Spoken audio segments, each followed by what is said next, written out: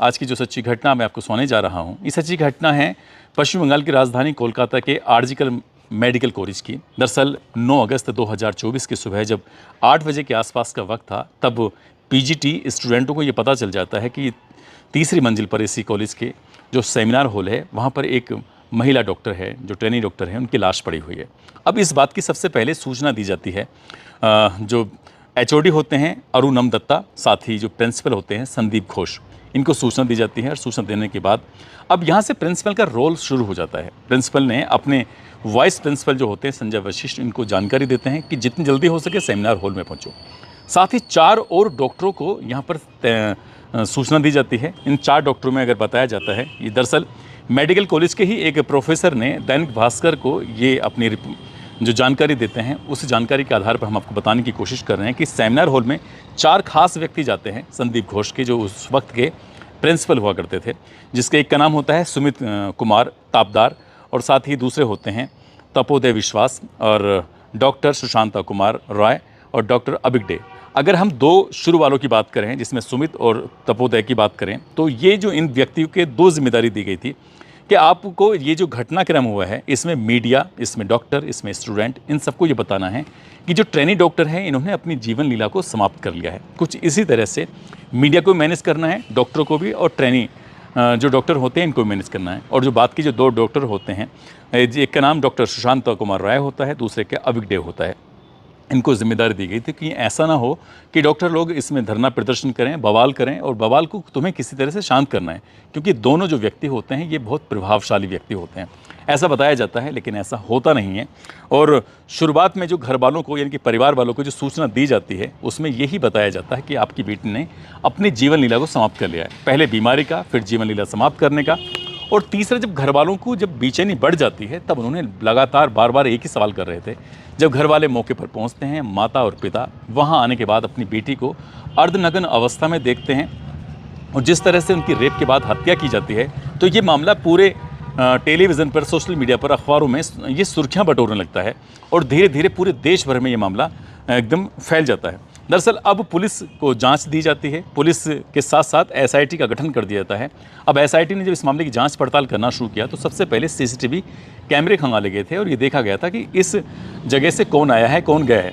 अब सीसीटीवी कैमरे के आधार पर पता चलता है कि एक व्यक्ति है जिसका नाम संजय रॉय है, जो कि सिविक वॉलंटियर है, जो कि पुलिस के लिए काम करता है, और इसका हॉस्पिटल में आना जाना, मरीजों को देखना, उनकी तीमारदारी जैसे करना, उनको भर्ती कराना, और हॉस्पिटल में कहीं भी इससे घूमने की इसे आज़ादी होती है। दरअसल ये सबसे ज़्यादा, यानी कि 40 मिनट के करीब ये सेमिनार हॉल के अंदर रहता है। तो पुलिस का, यानी कि एसआईटी का प्राइम सस्पेक्ट जो था वो ये संजय रॉय होता है। और संजय रॉय को एक बात और से भी पकड़ा जाता है, क्योंकि लाश के पास में एक ब्लूटूथ मिलता है, और ब्लूटूथ का जो मिलान किया जाता है, हालांकि कई लोगों को रडार पर देती है एसआईटी, और जो रडार पर लेने के बाद पता चलता है कि जो ब्लूटूथ होता है वो संजय रॉय का उस ब्लूटूथ से मैच कर जाता है, जो क्या उस लाश के पास मिलता है।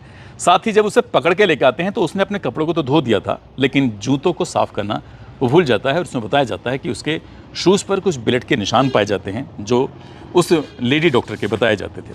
अब सीबीआई को रिपोर्ट सौंपनी थी अपनी 22 अगस्त 2024 को सुप्रीम कोर्ट में, कि अपनी जो स्टेटस रिपोर्ट है आप उसको दीजिए। लेकिन इस बीच में सीबीआई के जो रडार पर आते हैं लगभग 73 लोग आते हैं। उसमें हॉस्पिटल से जुड़े 73 लोग थे, जिनसे अलग अलग तरीके से बारीक जो भी इस प्रत्यक्ष और अप्रत्यक्ष रूप से इस ट्रेनी डॉक्टर से जुड़ा हुआ था, उन सभी से पूछताछ की जाती है। और पूछताछ के बाद फिर संजय रॉय का नाम सबसे अग्रणी होता है, नंबर 1 पर होता है। और इसकी जब फॉरेंसिक रिपोर्ट आती है, तो उससे पहले तक लोग समझ रहे थे कि इसमें कई लोगों का इसमें हाथ रहा है, महिला डॉक्टर के साथ रेप करने में और उनकी हत्या करने में। लेकिन जब फॉरेंसिक रिपोर्ट आती है, तो उससे साफ क्लियर हो जाता है कि इसमें सिर्फ एक व्यक्ति का रोल रहा है, और वो व्यक्ति कोई और नहीं बल्कि संजय रॉय होता है। डीएनए रिपोर्ट से भी ये क्लियर हो जाता है, फॉरेंसिक रिपोर्ट और डीएनए रिपोर्ट से, कि एक व्यक्ति है, जिस व्यक्ति का नाम होता है संजय रॉय। अब संजय रॉय का भी पोलोग्राफी टेस्ट होना है, और टेस्ट होने के बाद इससे कई तरह के सवाल पूछे जाएंगे। हालांकि अभी भी सवाल पूछे जा रहे हैं लगातार, और ये आगे भी पूछने हैं कि इसे क्रॉस वेरीफाई। हालांकि ये भी बताया जाता है कि पोलोग्राफी टेस्ट का इस कोर्ट में कोई मतलब नहीं होता है, लेकिन फिर भी सीबीआई अपनी तसल्ली के लिए कि आखिरकार जिससे अभी तक जो पूछताछ की गई है, इस पूछताछ में कितना ये सच बोल रहा है, कितना ये झूठ बोल रहा है, क्रॉस वेरीफाई करने के लिए अब संजय रॉय ने इस बात की हाँ भी भर दी है, कोर्ट से भी अनुमति मिल गई है। लेकिन ये संजय रॉय अकेला नहीं है, बल्कि संदीप घोष जो कि इस कॉलेज का प्रिंसिपल होता है, जिसने ये कहते हुए कि मैं अपनी नैतिक जिम्मेदारी लेता हूँ, मेरी बेटी की तरह है, इसलिए इस घटना हुई है और मैं उसके इस्तीफा देता हूँ। जैसे ही उसने इस घटना के बाद अपना पद से इस्तीफा दिया, 12 घंटे भी नहीं बीते थे कि पश्चिम बंगाल की सरकार ने उनको एक बार फिर से चार्ज दे देते थे। लेकिन जब एसआईटी मामले की जांच कर रही थी तो कहीं ना कहीं सॉफ्ट कॉर्नर था इसके संदीप घोष के प्रति कि इस मामले को कहीं ना कहीं उनकी मर्जी, ऐसा था जैसे सबूत को मिटाने की वाली बात थी। ये बात 22 अगस्त 2024 को सुप्रीम कोर्ट में जब सीबीआई अपनी रिपोर्ट सौंपती है तो पुलिस की लापरवाही सामने आती है। जस्टिस को ये भी कहना पड़ जाता है कि अपने 30 साल के करियर में हमने इस तरह की बात नहीं देखी, इस तरह का पुलिस का रोल नहीं देखा जिस तरह से पुलिस ने ये काम किया है। अब संदीप घोष का जो इसमें रोल पाया जाता है उसमें एफआईआर लेट दर्ज कराना पाया जाता है, क्राइम सीन को खुलेआम से छोड़ दिया जाता है। ये बताया जाता है कि 15 डॉक्टर उस क्राइम सीन के इर्द गिर्द घूमे थे, उनके फुट के जो प्रिंट थे वो भी पहुंच जाते हैं, उन्होंने कई चीज़ों को छुआ भी था। तो इसलिए जो क्राइम सीन था वो पूरी तरह से गड़बड़ा जाता है। कहीं ना कहीं इसमें ऐसा लग रहा है जैसे संदीप घोष का पूरी तरह से रोल रहा है कि ये चीज़ को मतलब एकदम बेकार करना है। क्राइम सीन शायद इसलिए, एफआईआर इसलिए शायद लेट कराई गई थी। हालांकि शुरुआत में इसे अप्राकृतिक मौत दिखाकर उसको एक दर्ज तो कर दिया जाता है, लेकिन सही रूप में जो एक एफआईआर होनी चाहिए थी वो एफआईआर नहीं होती है। पोस्टमार्टम पहले करा दिया जाता है और परिवार वालों को गुमराह करने की एक सूचना दिलवाई जाती है कि तुम्हारी बेटी बीमार है। फिर उसने बताया जाता है कि तुम्हारी बेटी ने अपनी जीवन लीला को समाप्त कर लिया है। साथ ही आनन फानन में इसका जो शव होता है, डॉक्टर का शव, उसका अंतिम संस्कार कर दिया जाता है। यानी कि इतनी जल्दी हो रही थी इस वाले मामले में कि जबकि इसे प्रिजर्व करना चाहिए था इस लाश को, ताकि सीबीआई को इस डेड बॉडी से कोई और भी सबूत मिल सकते थे। लेकिन इतनी जल्दी डॉक्टर ने शायद इसमें रोल अदा किया कि बहुत जल्दी से जल्दी घर वालों को ये डेड बॉडी सुपुर्द कर दी और सुपुर्द करने के बाद कहा कि इसमें अंतिम संस्कार कर दो। और इसमें डॉक्टर का ही रोल, यानी कि डॉक्टर संदीप घोष जो कि प्रिंसिपल रहा है इसके आरजीकर मेडिकल कॉलेज का, और कानून की तो इन्होंने बिल्कुल धज्जियाँ उड़ा दी थी, इसलिए इन्हें भी रडार पर लिया गया है। हालांकि अभी तक बताया जाता है कि 88 घंटे से ज़्यादा पूछताछ की गई है और बहुत सारे सवाल इनसे किए गए हैं। पोलोग्राफी टेस्ट के माध्यम से बस ये पता करना है कि जो बोला गया है वो सच है या झूठ है, कहीं ऐसा तो नहीं है। क्योंकि पुलिस जो सीबीआई इनसे सवाल जवाब कर रही है उसको लेकर यकीन ही नहीं हो रहा है, क्योंकि ये व्यक्ति इतना घाघ बताया जाता है। जब अख्तर अली पूर्व उपाधीक्षक जो इस आरजीकर कॉलेज के बताते हैं कि इनका जो किसी भी मामला जैसे मेडिकल कॉलेज में बड़े बड़े काम होते हैं तो उसमें 20% कमीशन होता है। डेड बॉडियों की तस्करी का भी इन पर आरोप लगता है और यह हद तो तब हो जाती है जिस व्यक्ति पर, संजय रॉय पर, मुख्य आरोपी जो इसमें शामिल होता है, जिसने ट्रेनी डॉक्टर की रेप के बाद हत्या की है, उसे अपना बॉडीगार्ड अंगरक्षक बनाकर कॉलेज के अंदर इस तरह से घुमा करते थे। तो कहीं ना कहीं इन पर यह भी शक जा रहा है। दो बातें बताई जाती हैं। पहला तो ये कि कॉलेज की अपनी साख बचाने के लिए, कॉलेज की और खुद की अपनी साख बचाने के लिए, और दूसरा जो शक इन पर बताया जा रहा है, इन्होंने जितना सारा जो रायता फैलाया था, दूसरा ये कि संजय रॉय की जो इनकी नज़दीकियाँ थीं, शायद संजय रॉय को भी इनको बचाना था।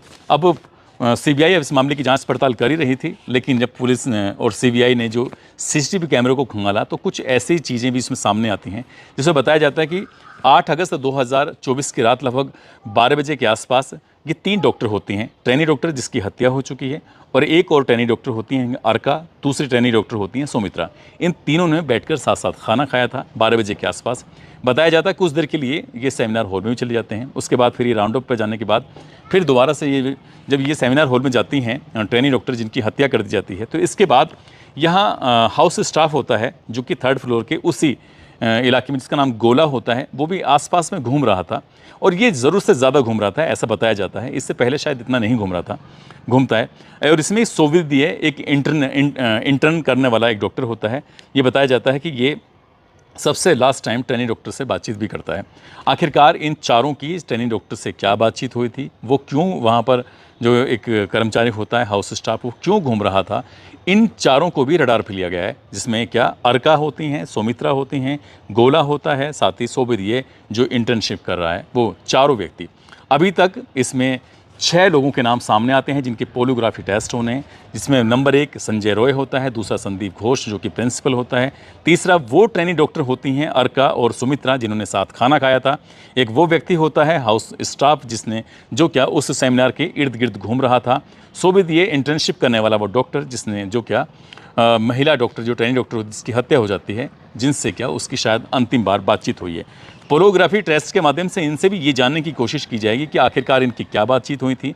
इसमें ये भी समझने की कोशिश की जाएगी जब ट्रेनी डॉक्टर के साथ खाना खाया जा रहा था तो उस वक्त उनका मिजाज कैसा था, यानी कि उन्हें गुस्सा तो नहीं था, वो चिड़चिड़ी तो नहीं थी, कहीं ऐसा तो नहीं था वो किसी दबाव में थी, या कोई ऐसा तो नहीं था कोई उनका पीछा तो नहीं कर रहा है। बहुत सारे सवाल हैं जो पोलोग्राफी टेस्ट के माध्यम से ये जांच पड़ताल की जाएगी। और 22 अगस्त 2024 को जो सीबीआई ने अपनी स्टेटस रिपोर्ट सौंपी है, अभी वो अंतिम रिपोर्ट नहीं है, बल्कि 4 सितंबर 2024 को भी वो रिपोर्ट सौंपी जाएगी और रिपोर्ट के माध्यम से ये पता करने की कोशिश की जाएगी कि आखिरकार अभी इसमें और क्या मामला है, क्योंकि एक छोटे से छोटे पहलू पर जांच पड़ताल तो की ही जा रही है, लेकिन सीबीआई इसमें किसी भी तरह की कोई लापरवाही नहीं करना चाहती है।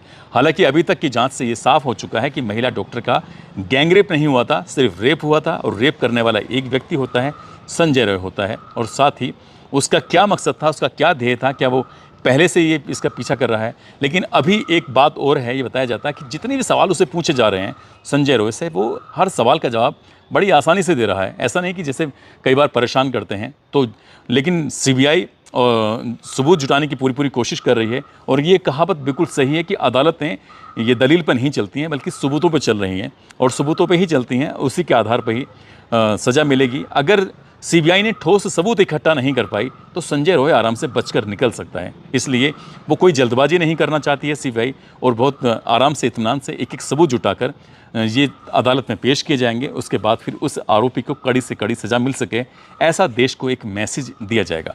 दोस्तों, इस पूरे घटनाक्रम को सुनाने का उद्देश्य किसी को परेशान करना नहीं है, किसी का दिल दुखाना नहीं है, बल्कि आपको जागरूक करना है, आपको सचेत करना है।